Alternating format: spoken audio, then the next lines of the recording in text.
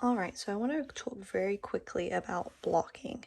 I recommend wet blocking this for sure, or steam. I mean, that would be fine as well. I like wet blocking because it really fills up those stitches and evens everything out, especially because you're going from this colorwork fabric to working with like a single piece of yarn or single strand, right?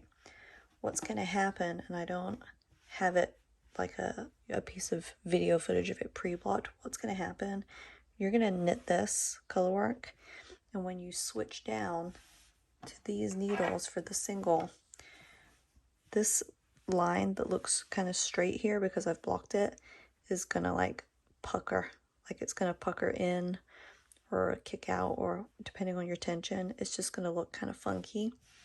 And you're gonna be like, oh no, like, is this gonna look stupid afterwards? Like on here too, you can see this is nice and smooth and in line.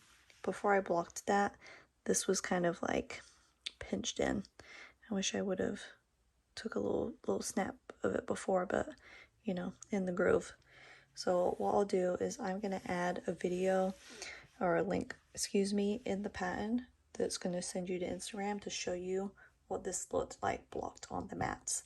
So just a little forewarning for you, if you're starting to knit this and you're concerned that when you move from your section 1, the seed stitch, into your scales, that you're like, oh man, like this looks like it's sliding in, like pinching in from one section to the other, don't worry about it. It's gonna block out and it's gonna look fantastic. So yeah, and it's a it's a big shoal.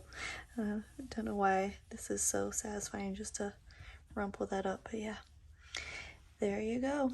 That is just my little 2 cents advice about blocking for Writer's Wrap. Have a good one.